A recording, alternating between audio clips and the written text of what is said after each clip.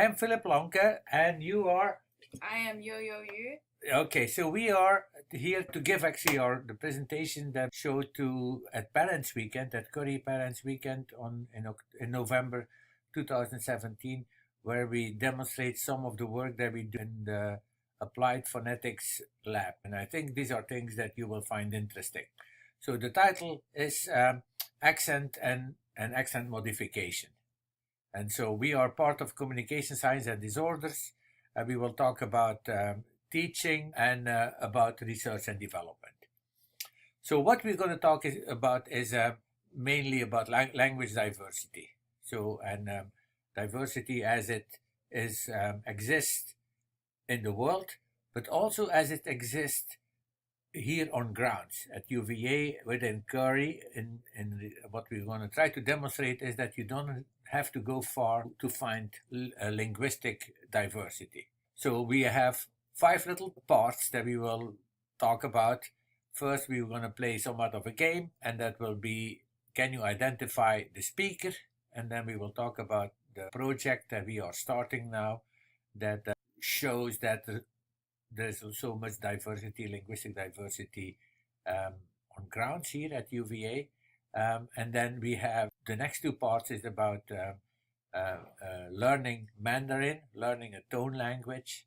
And then finally, we will talk about applications, essentially about accent modification and accent reduction. Okay, so what we're going to let you hear is sound clips by volunteers here that we found here at the university at UVA who were willing to speak with us. You will have to figure out where in the world they are from based on what they said. So they all say this text here. Okay, see if you can figure it out. Listen to the first one. People often wonder what my first language is. Can you guess? Winter palace, submarine, rainforest, volunteer work. A bat flew into my bedroom and then into the bath. That was bad. All right. Quite a good number of people when we presented it guessed it was Australia, and I gave it away.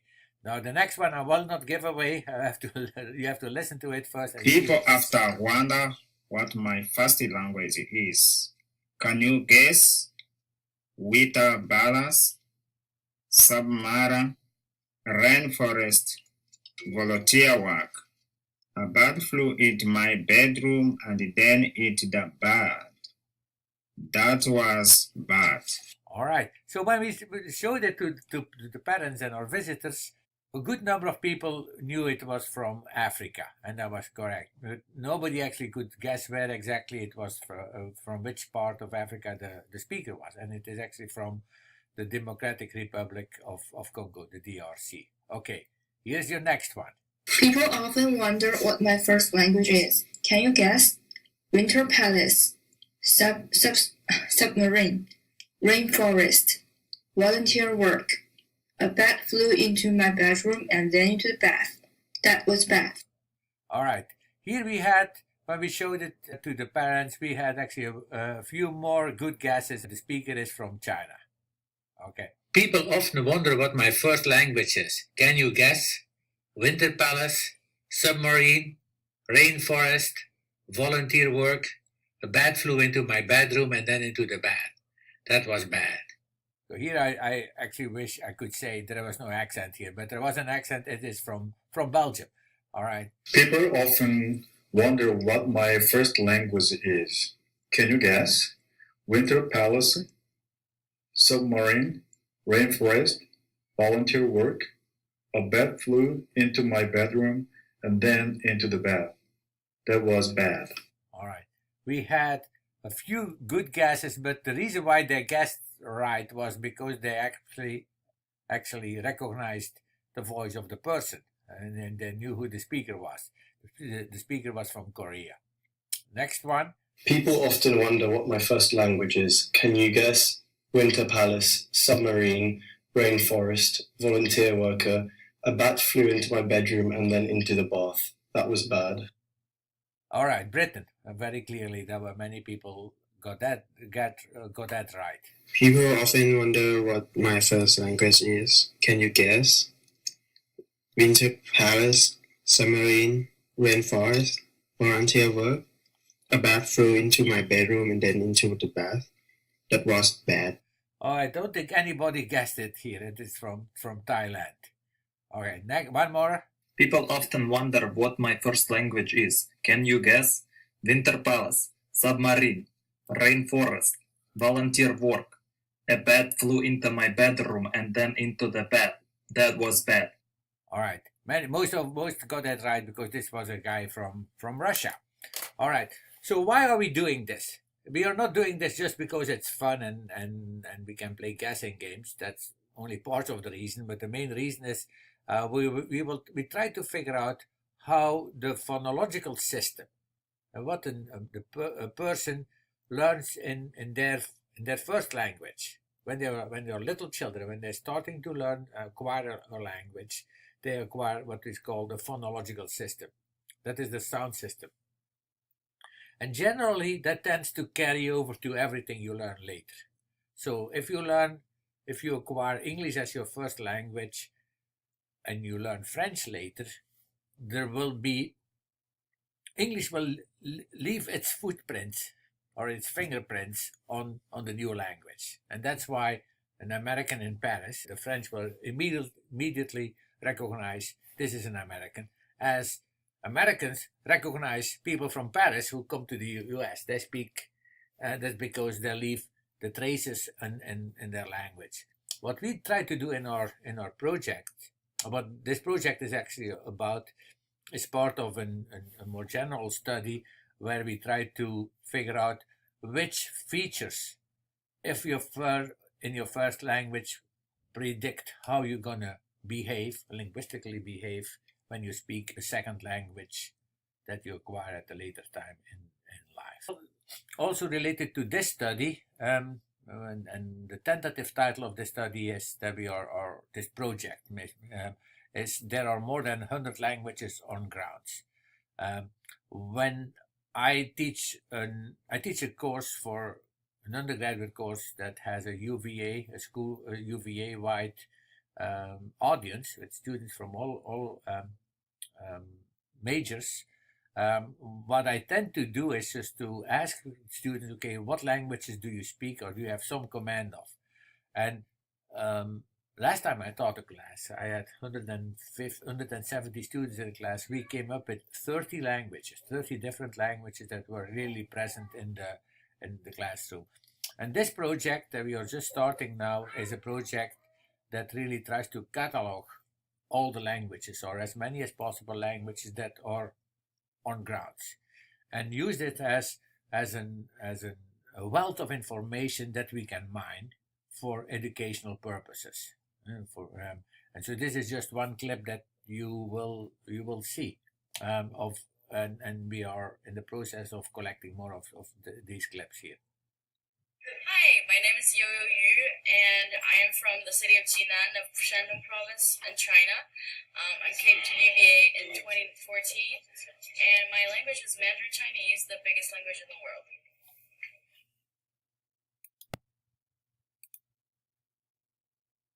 Oh, here comes my part. It's a project that we're doing on speech visualization and how visualizing speech can help language learners to overcome their phonological boundaries and learn a new language. In this case, we're starting with visualizing Chinese tones for non-tonal learners. Here we go. So Mandarin Chinese is becoming more and more popular because, there are a lot of people in this world that speaks that language. But why is this so hard? You heard of stories about why Mandarin Chinese is so hard. Why is that? So one of the features that makes Mandarin Chinese so hard is because it has tones. So what does that mean? I have a little example here. This word ba means 8 in Mandarin Chinese, but ba means father. These two words are exactly the same except for their tones. The first one has a flat tone and the second one has a falling tone.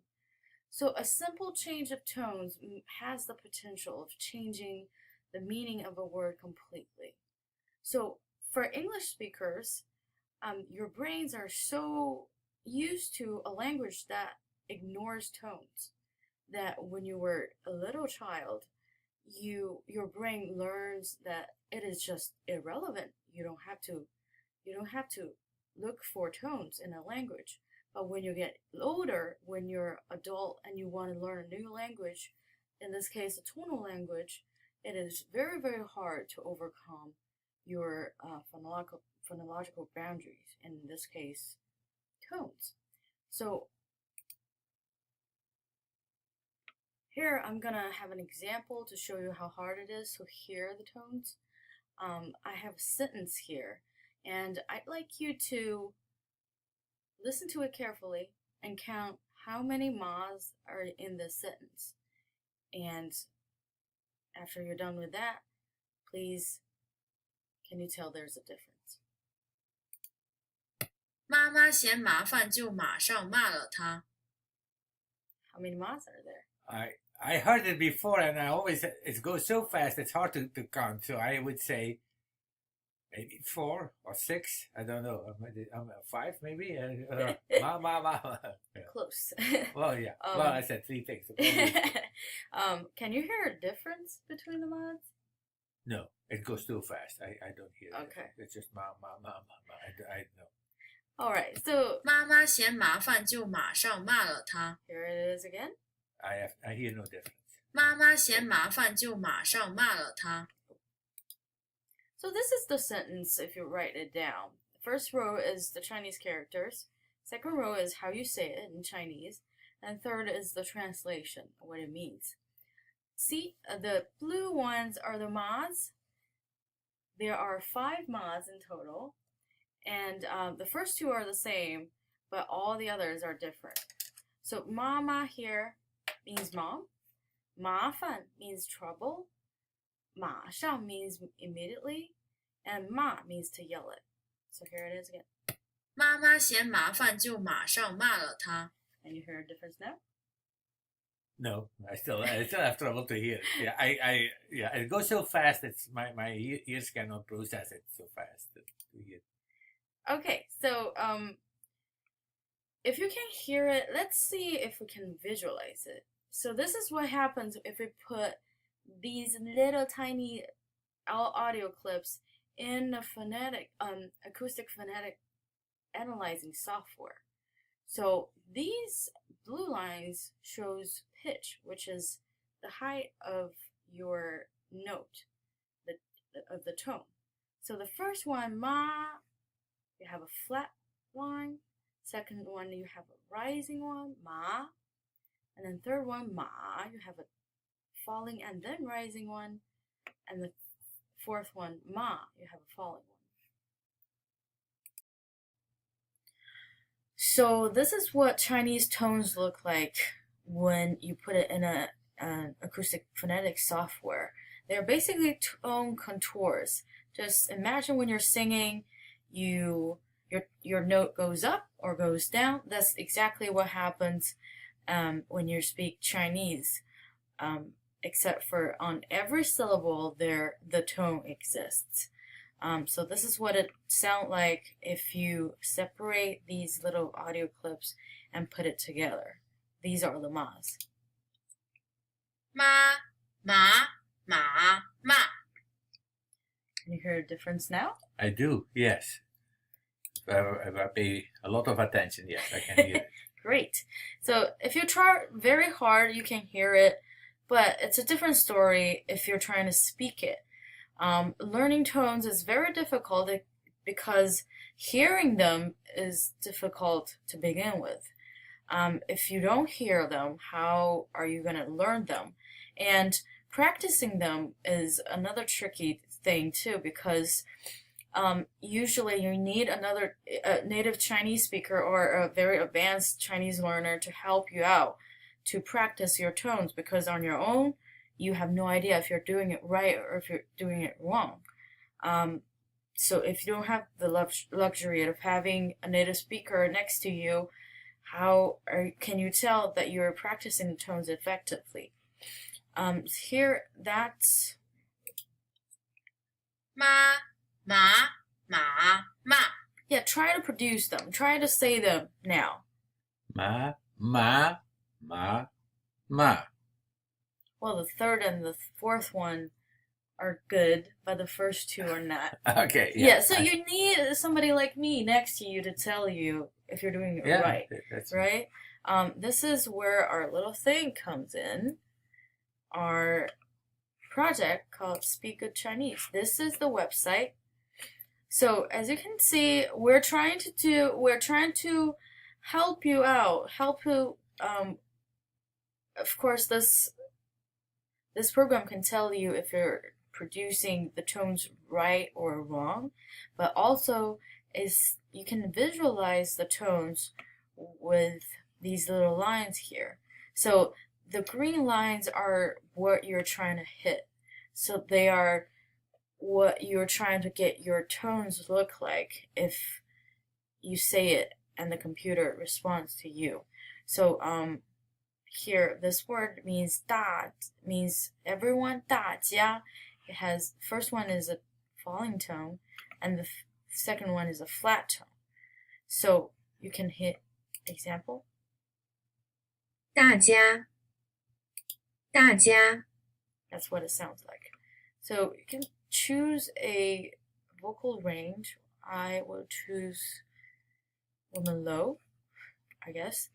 And then 大家， I will try it. 大家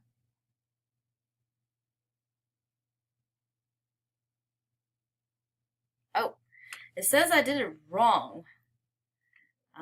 But as you can see, it's not too bad. the contours are basically correct. The reason why it says I was wrong is because I waited a little bit too long in between the two syllables. That's why it kind of spans out instead of neatly sticking together. So I will play. There's an option of 大家，大家，大家。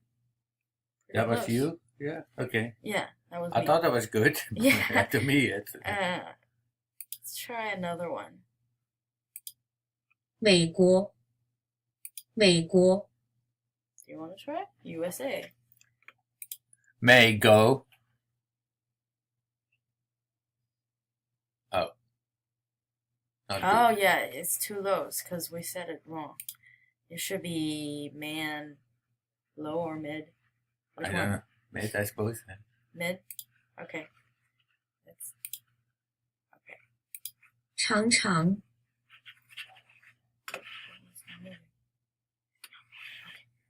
Okay. Zhang, Zhang. Oh. Not good. Okay. So there are two syllables, right? The tones are identical. The first one is great, but the second one kind of sounds like a falling and then rising tone. Mm-hmm. So what you can work on is the second one, just to make it exactly the same as the first one, and then you're good. Okay. Yeah. Thank you. No problem. This is what the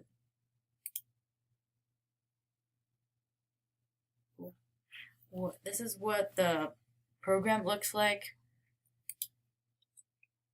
妈，马，马，马。 Now it's gonna be able to show you how you produce it, how your line looks like, and you'll be able to make your line closer and closer to the model, and that way you're practicing with the goal in mind. It's kind of like a shooting game, right? You have a target, now you can shoot at it, instead of just randomly doing it with no purpose. Shooting in the dark. Yes. So our project is on speech visualization and simultaneous feedback. Now with the help of this program, you do not have to hear the difference of the tones from each other. You can just practice it. Hopefully what is that word?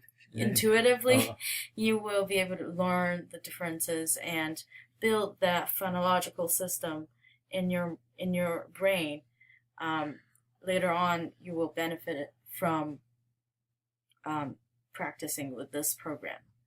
And this principle can also be used to learn the sound systems of other languages as well. We have other tonal languages like Thai and Taiwanese, Cantonese, but also for other elements of the phonetics of the phonology system of other languages. And prosody, I would think, right? The Yes. melody of the utterance. Yeah, prosody. Like English intonation, like Yeah. From any language, I would think. yes. So this is a very widely applicable theory and program.